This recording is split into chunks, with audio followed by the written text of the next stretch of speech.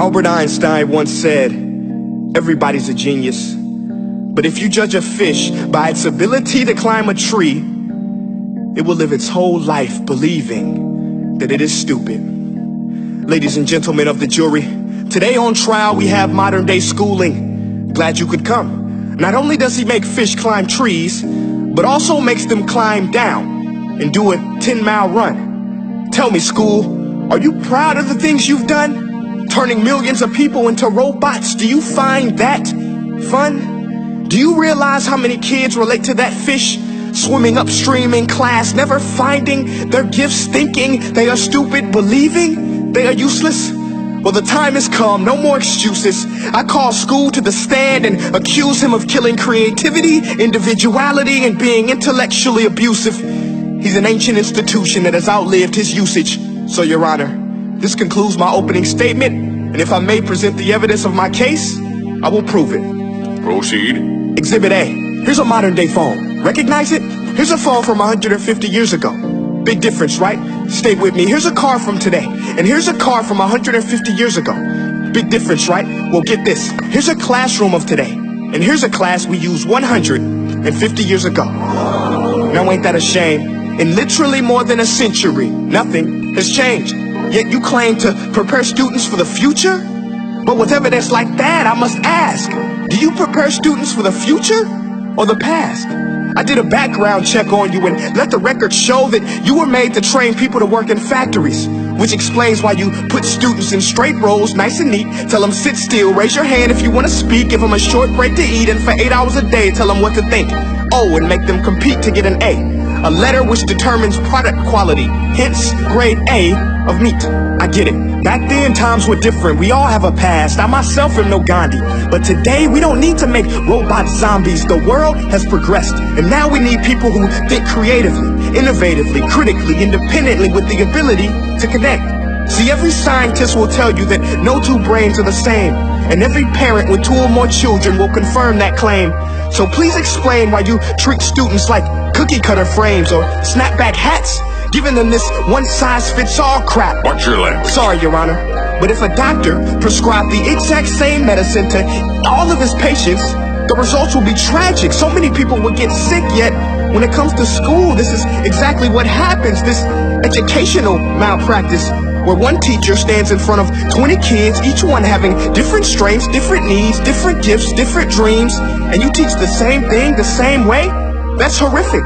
Ladies and gentlemen, the defendant should not be acquitted. This may be one of the worst criminal offenses ever to be committed. And let's mention the way you treat your employees. Objection. Overruled. I want to hear this. It's a shame. I mean, teachers have the most important job on the planet, yet they're underpaid? No wonder so many students are short-changed. Let's be honest. Teachers should earn just as much as doctors, because a doctor can do heart surgery and save the life of a kid. But a great teacher can reach the heart of that kid and allow him to truly live. See, teachers are heroes that often get blamed, but they're not the problem. They work in a system without many options or rights. Curriculums are created by policymakers, most of which have never taught a day in their life. Just obsessed with standardized tests. They think bubbling in a multiple choice question will determine success. That's outlandish. In fact, these tests are too cruel to be used and should be abandoned, but don't take my word for it. Take Frederick J. Kelly, the man who invented standardized testing, who said, and I quote, "These tests are too cruel to be used and should be abandoned." Ladies and gentlemen of the jury, if we continue down this road, the results will be lethal.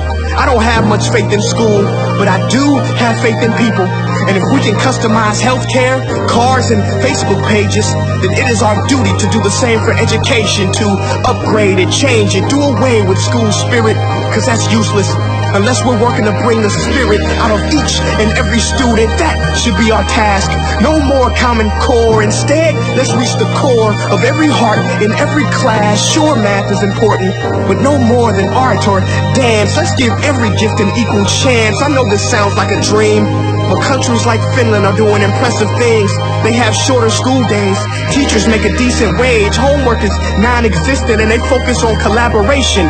instead of competition. But here's the kicker, boys and girls. Their educational system outperforms every other country in the world. Other places like Singapore are succeeding rapidly. Schools like Montessori, programs like Khan Academy, there is no single solution. But let's get moving, because while students may be 20% of our population, they are 100% of our future. So let's attend to their dreams, and there's no telling what we can achieve. This is a world in which I believe, a world where fish are no longer forced to climb trees. I'll rest my case.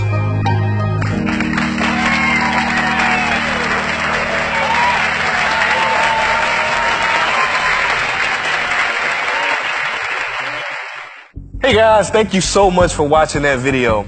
Now, if you haven't joined the family yet, this is what I want you to do. I want you to click like on this page and click see first so that you never miss a beat.